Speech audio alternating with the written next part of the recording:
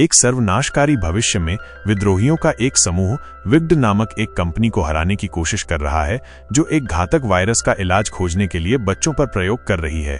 जब विग्ड कार्गो और कैदियों से भरी एक ट्रेन पटरियों पर दिखाई देती है तो दो विद्रोही गाड़ियां उसका पीछा करना शुरू कर देती हैं। जॉर्ज और ब्रेंडा एक तरफ हैं, जबकि थॉमस और विंस दूसरी तरफ हैं। ध्यान भटकाने के लिए ब्रेंडा ट्रेन के ड्राइवरों पर गोली चलाती है, जो तुरंत सहायता के लिए बुलाते हैं। फिर कुछ गार्ड गोलियां चलाने के लिए बाहर आते हैं, इसलिए जॉर्ज को गोली चलाते हुए गाड़ी चलानी पड़ती है। विंस अपनी गाड़ी को ट्रेन के पीछे इतना करीब ले जाता है कि थॉमस एक हुक लगा सके और उस पर कूद सके।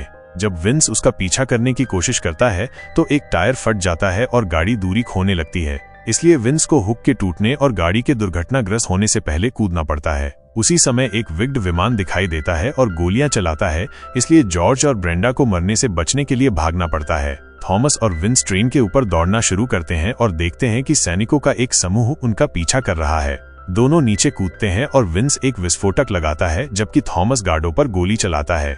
जब डायनामाइट फटता है तो ये सैनिकों को पीछे धकेल देता है और ट्रेन के पिछले कुछ डिब्बों को बाकी ट्रेन से अलग कर देता है। इस बीच विमान अभी भी जॉर्ज और ब्रेंडा का पीछा कर रहा है, जो आत्मसमर्पण करने का नाटक करने के लिए गाड़ी रोकते हैं। जब सैनिक उन्हें गिरफ्तार करने के लिए विमान से उतरते हैं तो वे जमीन में एक जाल में गिर जाते हैं और छिपे हुए विद्रोहियों का एक समूह उन्हें घेरने के लिए बाहर आता है। पायलट भी फंस जाता है, इसलिए अब विद्रोही विमान चुरा सकते हैं। ट्रेन में वापस अधिक विद्रोही छिपे हुए स्थानों से बाहर आते हैं और न्यूट ट्रेन के मुख्य ढांचे से डिब्बे को अलग करने पर काम करना शुरू कर देता है। विग्ड सैनिक गोलियां चलाते हुए उनकी ओर आ रहे हैं, इसलिए थॉमस और उसके दोस्तों को गोली चलाने पर ध्यान केंद्रित करना पड़ता है। तभी एयरक्राफ्ट आकर एक हुक गिराता है, जिसे वो ट्रेन के डिब्बे के ऊपर जोड़ देते हैं। पूरा ग्रुप झट से उस पर चढ़ जाता है और विंस लास्ट सेकंड में कूदकर बच जाता है।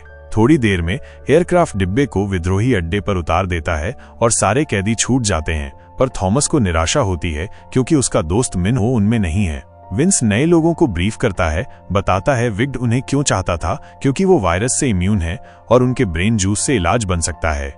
लेकिन विद्रोही बच्चों पर एक्सपेरिमेंट के खिलाफ हैं, इसलिए वो मेनलैंड से भागने के लिए एक बड़ा शिप रेडी कर रहे हैं। थॉमस एक रेस्क्यू किए लड़के से पूछता है, कैद में कोई जरूरी इन्फो मिली क्या? पता चला ट्रेन एक सिटी की तरफ जा रही थी, जो अजीब है क्योंकि अब कोई सिटी बची नहीं होनी चाहिए। जॉर्ज कंफर्म करता है वो कुछ साल पहले वहां गया था, उसे द लास्ट सिटी कहते हैं। वहीं विग्ड का मेन बेस है, इसलिए उस पर अटैक करना इम्पॉसिबल है। थॉमस फिर भी अपने दोस्त को बचाने जाना चाहता है, पर विंस विद्रोहियों को ऐसे रिस्क में डालने से मना कर देता है। तभी उन्हें रेडियो पर पायलटों की आवाज सुनाई देती है, इसलिए विद्रोही पावर ऑफ करके छिपने के लिए भागते हैं। थोड़ी देर में विग्ड एयरक्राफ्ट एरिया स्कैन करते हैं, कुछ नहीं मिलता, पर वो अड्डे के बहुत पास आ रहे हैं, इसलिए उन्हें जल्दी निकलना होगा। उस रात जब सब सो रहे होते हैं, थॉमस अकेले मिन्हो को बचाने के लिए चुपके से निकलता है, पर न्यूट और फ्राईपैन उसे पकड़ लेते हैं और बताते हैं वो भी साथ चलेंगे। उधर मिन्हो उस ग्लेड में जाकर शॉक हो जाता है जहां वो एक्सपेरिमेंट के दौरान रहता था। वो दूर कुछ लड़कों को देखता है, पर उसके चिल्लाने पर कोई जवाब नहीं देता। फिर वो एक और लड़के को भागते हुए देखता है और उसका पीछा करते हुए एक झोपड़ी में घुस जाता है और अचानक एक रहस्यमय गलियारे में पहुंच जाता है। एक दरवाजा खुलता है और ग्रीवर नाम का एक भयानक जीव बाहर आता है, जिससे मिन्हो को भागना पड़ता है। ये जगह एक भूल भुलैया है और उसे बार बार बंद रास्ते मिलते हैं। कुछ आवाजें उसकी परफॉर्मेंस पर बात करती सुनाई देती हैं और कभी कभी मिन्हो को एक डॉक्टर के सपने आते हैं जो उसकी जांच कर रहा होता है। अचानक उसका शरीर जम जाता है, लेकिन वो उस अजीब ताकत से लड़ता है और उसका शरीर छत से चिपक जाता है। ग्रीवर उसे अपने पंजों में जकड़ लेता है और उस पर दहाड़ता है। जब मिन्हो चीखता है, तभी पता चलता है कि मिन्हो असल में एक लैब में है और उसकी मर्जी के बिना एक सिमुलेशन से गुजर रहा है, ताकि विकेट के वैज्ञानिक उसका खून निकाल सकें। कुछ देर बाद थॉमस की टीम को एक बहुत अंधेरी सुरंग पार करनी पड़ती है। उन्हें क्रैंक नाम का एक ज़ोंबी जैसा जीव मिलता है और वो सोचते हैं कि उससे कैसे बचें। लेकिन तभी क्रैंक का एक झुंड कार को घेर लेता है और दरवाजे पीटने लगता है। लड़के तेजी से भागते हैं क्योंकि एक क्रैंक सामने की खिड़की पर कूदकर उसे पीटने लगता है, इसलिए फ्राईपैन क्रैंक को धक्का देने के लिए एक और गाड़ी के करीब ले जाता है। दुर्भाग्य से इससे उनकी कार पलट जाती है। शुक्र है कि थॉमस एक खिड़की तोड़कर बाहर निकल जाता है और उसके दोस्त दरवाजा खोलने में कामयाब हो जाते हैं। एक क्रैंक उनके पीछे आ रहा है, इसलिए फ्राईपैन जीव को गोली मारने के लिए दौड़ता है। क्रैंक की एक भीड़ आ रही है, इसलिए लड़के भागना शुरू करते हैं, लेकिन पता चलता है कि निकास भी क्रैंक से भरा हुआ है। फ्राईपैन जितना हो सके गोलियां चलाता है, लेकिन जल्द ही उसकी गोलियां खत्म हो जाती हैं। तभी एक कार उन जीवों के ऊपर से गुजरती है, जिससे पता चलता है कि जॉर्ज और ब्रेंडा बचाने आए हैं। जब ब्रेंडा कुछ क्रैंक को गोली मारती है तो लड़के कार में बैठ जाते हैं और जॉर्ज गाड़ी लेकर निकल जाता है और वो सुरंग से सुरक्षित निकल जाते हैं।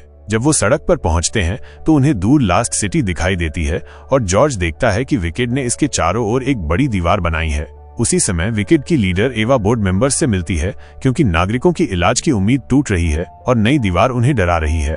एवा उन्हें बताती है कि वो मिन हो से एक सीरम ले रही है और इलाज जल्द ही पूरा हो जाएगा, लेकिन बोर्ड मेंबर्स इस बहाने से थक गए हैं और सुरक्षित जोन बनाने के लिए पैसे का इस्तेमाल करना चाहते हैं।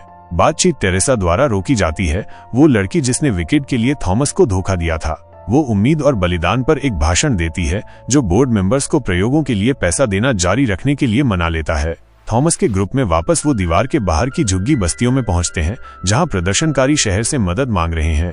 थॉमस को नहीं पता कि उसकी गर्दन पर बना टैटू चमक रहा है और विकेड को उसका लोकेशन भेज रहा है। ग्रुप शहर के एंट्री गेट तक पहुंचने के लिए भीड़ में छिप जाता है, जहां गार्ड बोर्ड चालू कर देते हैं। गोलियों से कई धमाके होते हैं और सैकड़ों लोग मारे जाते हैं, जिससे भीड़ तुरंत भाग जाती है। थॉमस की टीम अपनी कार पर वापस जाने की कोशिश करती है, लेकिन वे नकाबपोश लोगों से घिरे हैं, जो उन्हें तुरंत पकड़कर वैन में डाल देते हैं। जब वे उन रहस्यमयी लोगों के ठिकाने पर पहुंचते हैं तो जॉर्ज एक नकाबपोश को पीटने लगता है और तब तक नहीं रुकता जब तक ब्रेंडा को ठीक नहीं देख लेता। एक आदमी नकाब हटाता है और वो गैली निकलता है, जिसने पहले लड़कों को रोकने की कोशिश की थी और मरा हुआ माना गया था। थॉमस उसे मारने के लिए झपटता है, पर न्यूट उसे रोककर सुनने के लिए मनाता है। गैली बताता है कि वो अब उनके साथ है और दीवार के पार ले जा सकता है। यहाँ विद्रोहियों का एक ग्रुप भी है जो विकेड से शहर वापस लेने की कोशिश कर रहा है। गैली उन्हें लॉरेंस से मिलवाता है, जिसका चेहरा वायरस से खराब हो गया है। वो क्रैंक बनने से बचने के लिए 24 घंटे सीरम की आईवी लगाए रहता है। लॉरेंस थॉमस को शहर में घुसने का रास्ता देता है, बदले में मदद की शर्त पर। थॉमस मान जाता है और वो और न्यूट गैली के साथ सीवर से जाएंगे, जबकि बाकी लोग सुरक्षा के लिए पीछे रहेंगे। जाने से पहले न्यूट देखता है कि उसके हाथ कांप रहे हैं। रात तक लड़के सीवर से निकलकर शहर में पहुंच जाते हैं। गैली देखता है कि उन्होंने सुरक्षा बढ़ा दी है, मतलब विकेड को विद्रोहियों के बारे में पता है।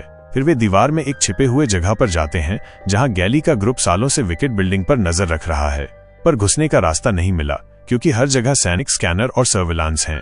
गैली उन्हें दिखाता है कि टेरेसा वहां काम कर रही है और वो उनका अंदर जाने का रास्ता हो सकती है। तीनों ठिकाने पर स्थिति पर बात करने के लिए वापस जाते हैं।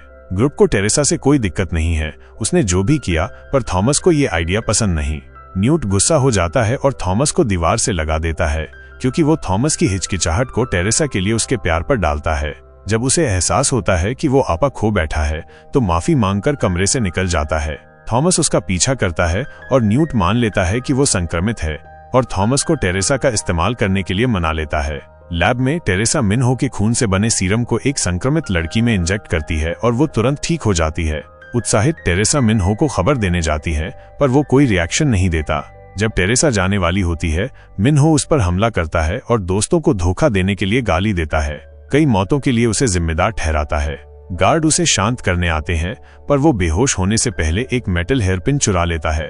एक और साइंटिस्ट टेरेसा को लैब में ले जाता है, जहां उसे पता चलता है कि सीरम फेल हो गया और लड़की अब एक हिंसक क्रैंक है। उस रात टेरेसा टहल रही थी जब उसे भीड़ में थॉमस दिखा। वो तुरंत उसके पीछे एक सुनसान गली में गई, जहां थॉमस ने उससे पूछा कि क्या उसे पछतावा है। टेरेसा ने माना कि कभी कभी होता है, पर वो फिर भी वही करती।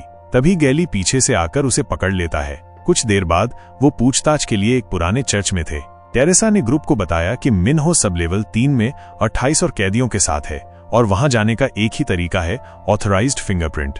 गैली ने सोचा कि उसकी उंगली काटकर उसे खत्म कर देना चाहिए, पर थॉमस ने उसे रोक दिया और टेरेसा को लड़कों की गर्दन से विकेट ट्रैकर्स निकालने को मजबूर किया। टेरेसा काम कर रही थी तो उसने देखा कि ब्रेंडा एक इन्फेक्टेड के हिसाब से बहुत हेल्दी दिख रही है और अंदाजा लगाया कि थॉमस उसे अपने इम्यून खून के रेगुलर इंजेक्शन दे रहा है।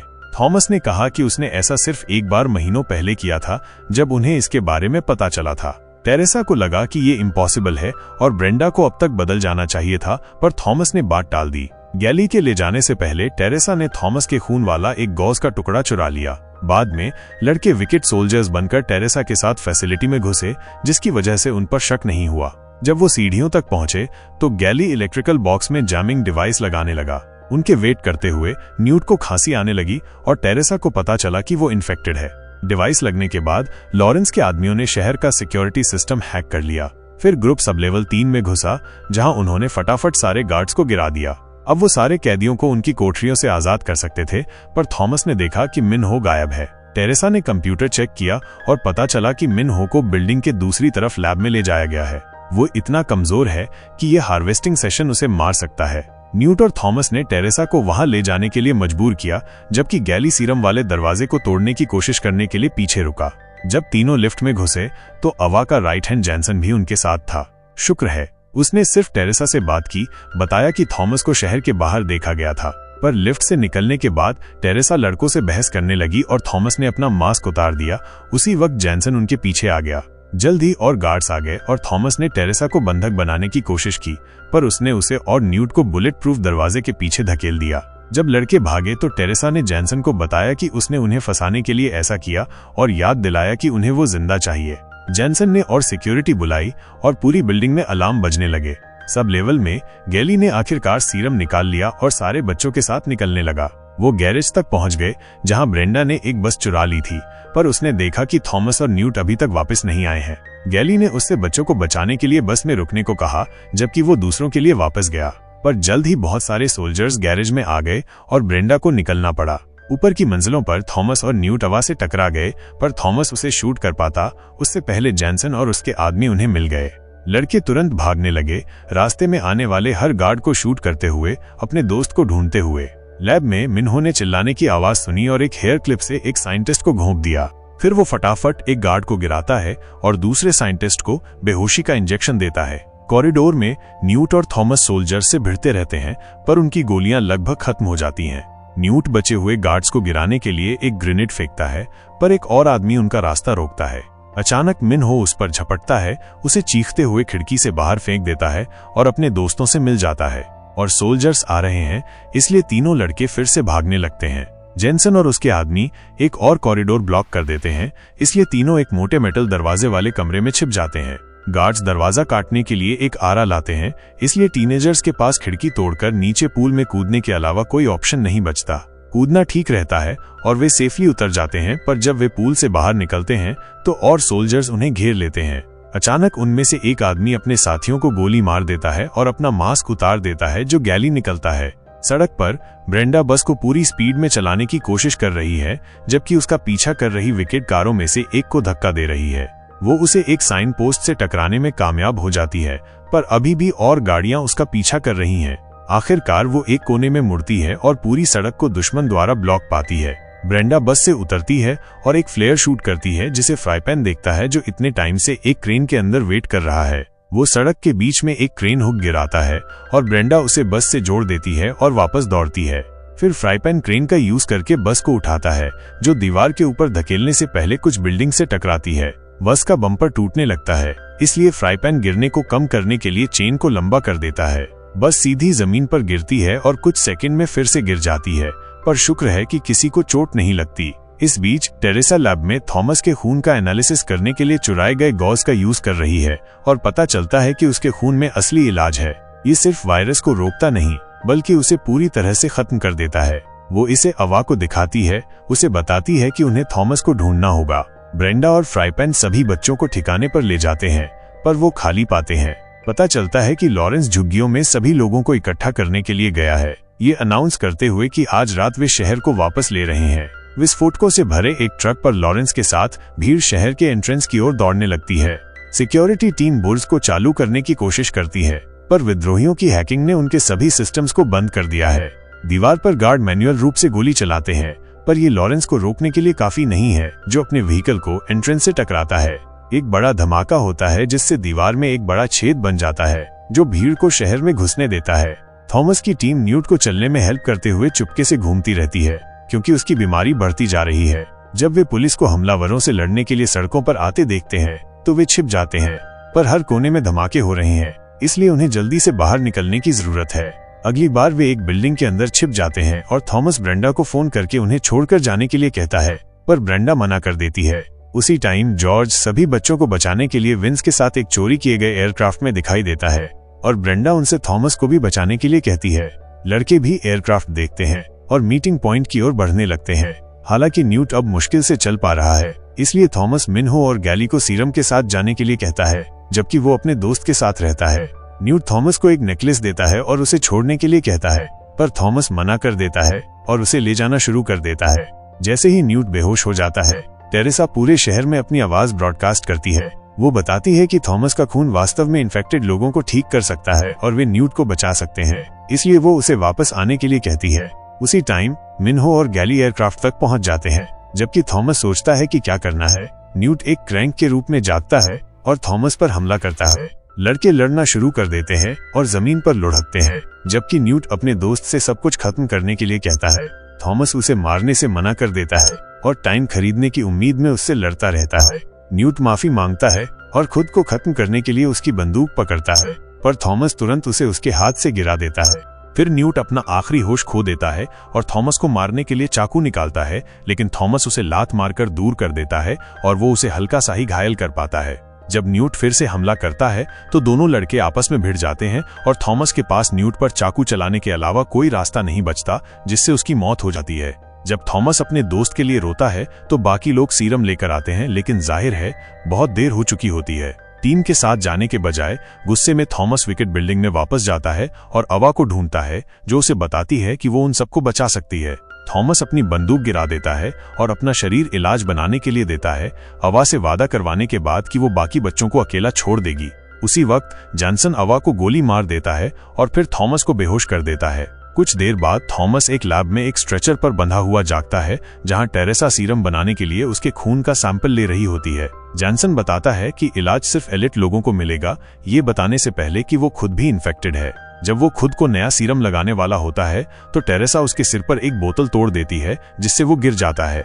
फिर वो थॉमस को आजाद करती है, लेकिन जॉनसन उसे पकड़ लेता है और कमरे के दूसरी तरफ फेंक देता है। वो सीरम के लिए उससे लड़ना शुरू कर देता है, यहाँ तक कि उसका सिर टेबल पर मारता है।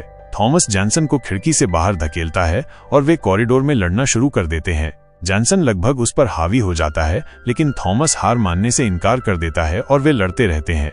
आखिरकार जॉनसन एक बंदूक निकालता है और दोनों टीनेजर्स को मारने की धमकी देता है, लेकिन उसी वक्त विद्रोहियों ने बिल्डिंग पर रॉकेट से हमला कर दिया, जिससे जॉनसन गिर जाता है और दोनों भाग जाते हैं। वे एक लैब में छिप जाते हैं, जिसमें एक सेल में कुछ क्रैंक्स होते हैं, और टेरेसा ये देखकर डर जाती है कि थॉमस विस्फोट से बुरी तरह घायल हो गया था। जॉनसन उन्हें ढूंढने आता है, इसलिए टेरेसा उसे भटकाती है, जबकि थॉमस सेल के दरवाजे पर एक चीज फेंकता है, जिससे वो टूट जाता है।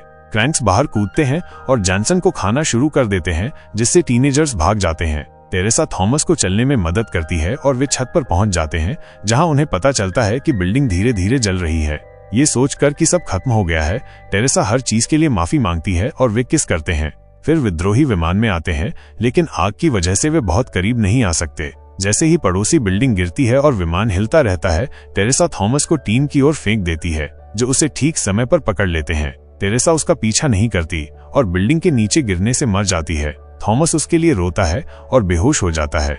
कुछ समय बाद सभी बचे हुए लोग ठीक किए गए जहाज का यूज करके एक सुरक्षित द्वीप पर पहुंच जाते हैं, जहां वे एक नया घर बनाना शुरू करते हैं। थॉमस अपनी चोट से ठीक हो जाता है और न्यूट का हार देखता है, जिसमें एक लेटर होता है जिसमें हर चीज के लिए थैंक यू कहा गया होता है और उसे सभी का ख्याल रखने के लिए कहा गया होता है। इस नए घर पर बचे हुए लोग गिरे हुए योद्धाओं के नाम एक बड़ी चट्टान पर उकेरते हैं, जैसा कि वे भूल भुलैया एक्सपेरिमेंट में किया करते थे। टेरेसा का नाम जोड़ने के बाद थॉमस बीच को देखता है और बताता है कि उसके पास सीरम का एक सैंपल है।